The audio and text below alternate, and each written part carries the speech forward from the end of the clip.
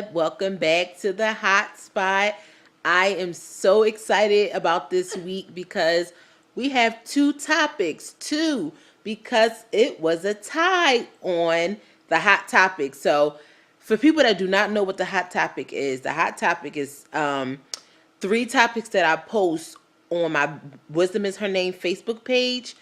And I allow the viewers and the supporters to allow the viewers and the supporters to pick and choose which one they want me to talk about. If you hear my son in the background, y'all, my son is sick, and for some reason he keeps saying "hachoo," make himself sneeze. I don't know, but just kind of blank about a little bit.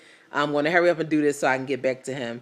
But yeah, so we have two topics for this week.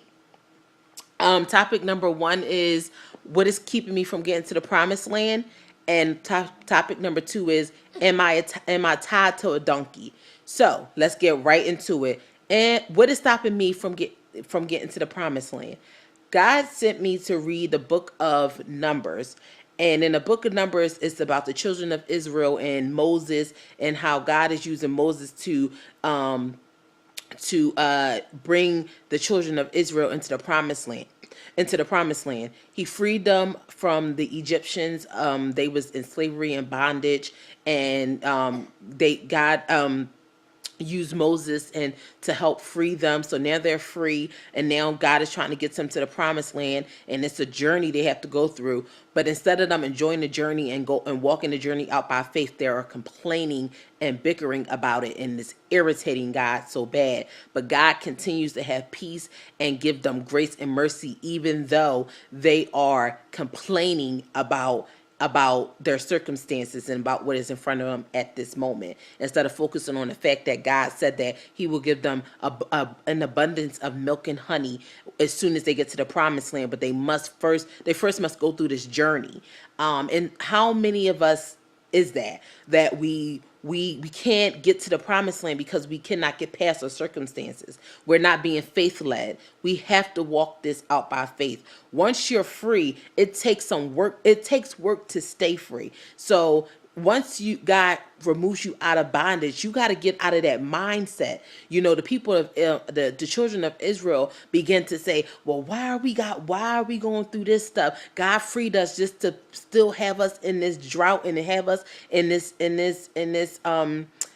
season of not having. We had more when we were in bondage. We had more when we were in slavery. So God is looking at them like, so ungrateful. I brought you out of slavery. I brought you out of bondage.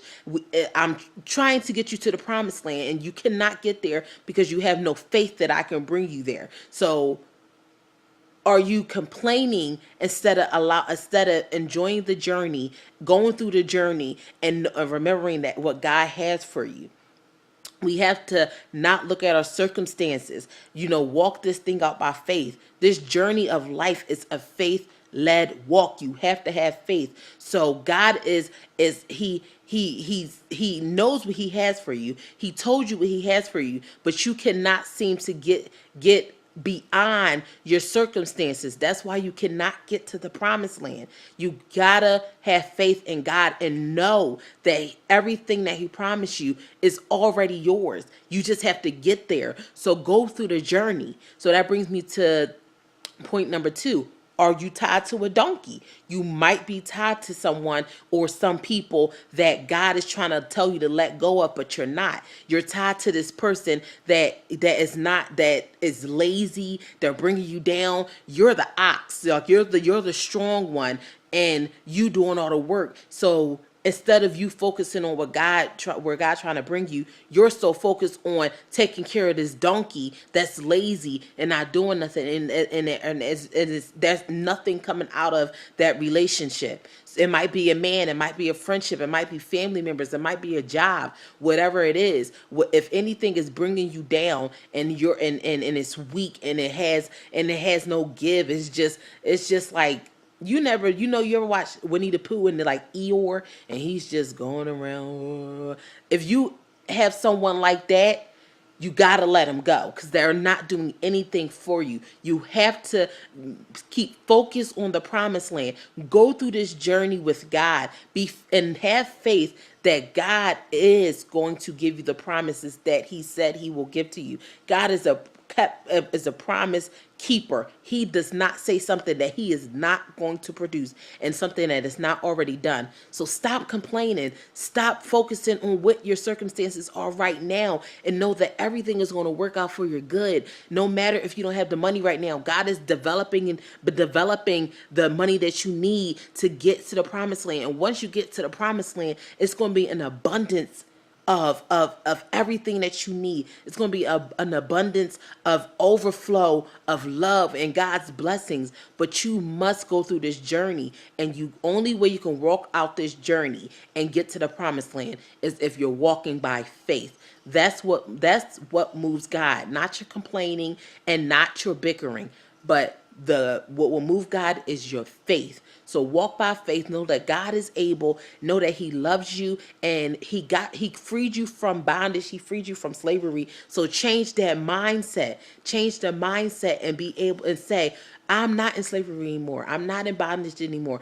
I'm free, and I will walk in my freedom. I will walk through this journey no matter how hard it get, no matter how tough it get, because I want to get to the promised land and get all the milk and honey and all the abundance of all the greatness of God, because I deserve it. So I love you all. I pray and I hope this helps someone to enjoy the journey, to stop complaining, to stop looking at our circumstances. If you do not like your circumstances, change them.